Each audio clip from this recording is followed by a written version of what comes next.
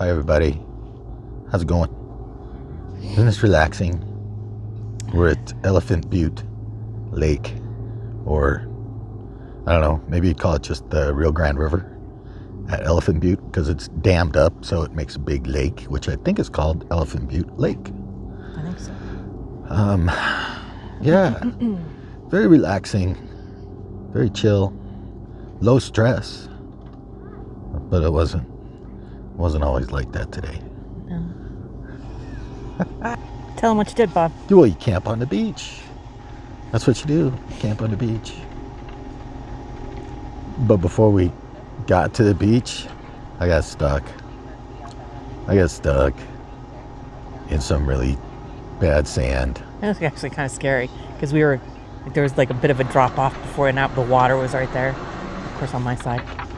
Yeah. And we're just sliding sideways, and then we got stuck. So yeah, we were stuck up to the axles, and so these two guys showed up right away. Yeah. They were like, "Hey, you need some help?" I'm like, "Yeah, I need some help." That was like 1 minute, maybe. Yeah, they were right there. I guess it's pretty common. And these guys had an old Jeep Cherokee. And I'm thinking to myself, there's no way, man. There's no way these guys are going to help me get out of here.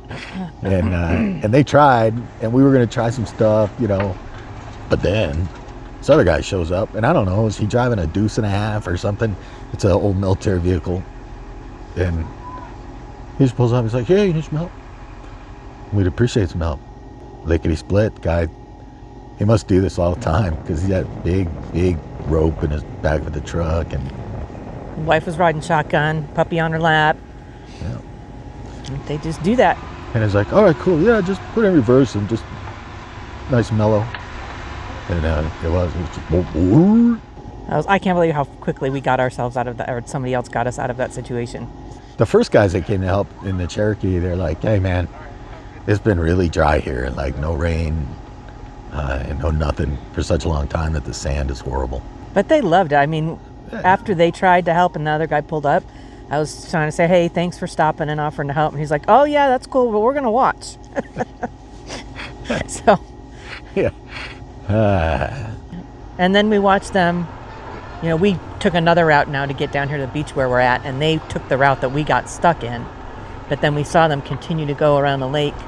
That's just what they do. They just drive the shoreline and help where they can. They're just, it's very nice. Yeah. That was really cool. But it's also been really super windy today, like here. Super windy. And so we just barely got the tent put up as the sun's going down. We hung out for 3 or 4 hours. Yeah, we've been here for several hours, but it's hidden.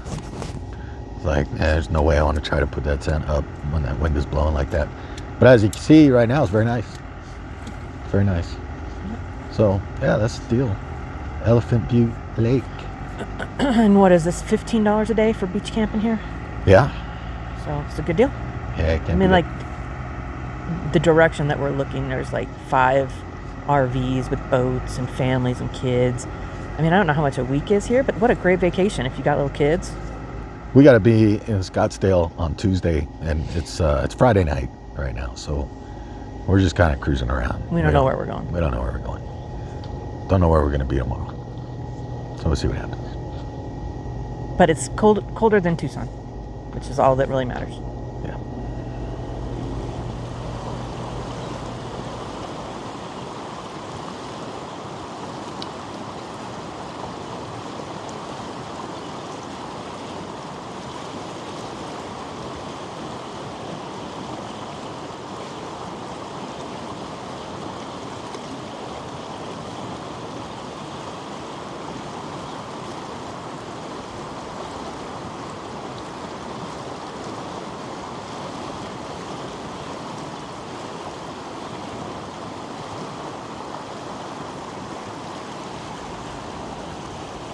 Oh man, it's bright. Okay. So we're in Colorado now. So after the fun and excitement at the lake, we went up to Heron Lake, or Lake Heron, in northern New Mexico. And that was cool. It's by the town of Chama. By the town of Chama. And then we came up here to Colorado. And we're roundabout sort of way. in a roundabout way because I think from Chama to Pagosa Springs was Like an hour 15. yeah. How long did that take us? 3, 4. 3 or 4 hours. What happened? We weren't paying attention. We missed our turnoff. Yeah. And then it was like what the town was, and Little Anthony is what we called it. Oh, Antonito. Antonito. We were supposed to turn and we didn't. Yeah, but we saw some cool stuff roundabout way getting here. So we're on the Piedra River, which is between Pagosa Springs and Durango. And we've been up here before. There's like a spring, like 7 or 8 miles up the road. But we're a couple miles up this forest road and found this really cool spot right on the bank of the river. So it's awesome. So that's what we're doing.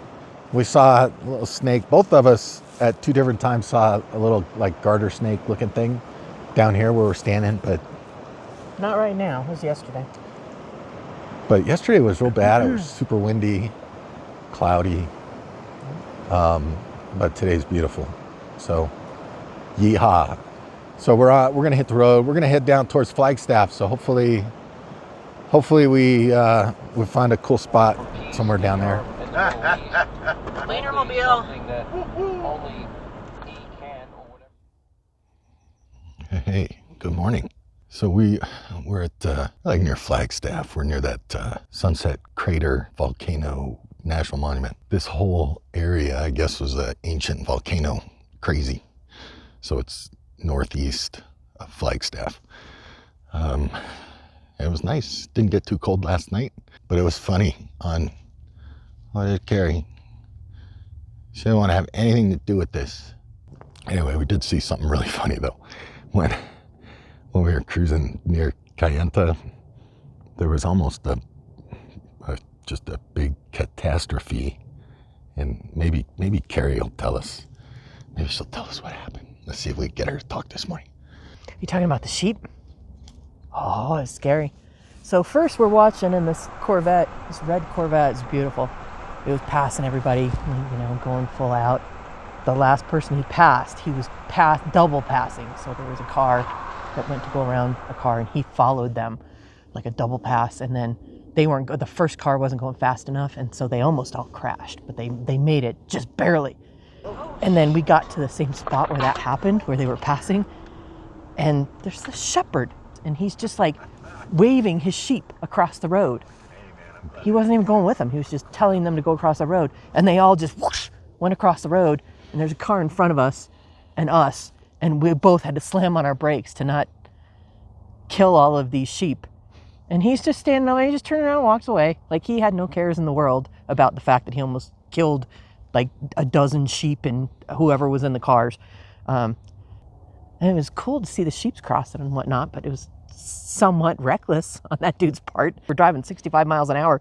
You just sent 12 sheep out right in front of us. But yeah, it was exciting to say the least. So yeah.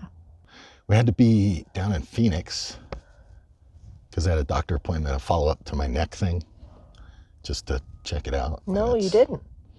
And I mean, the neck thing is fine. I'm still numb a year later.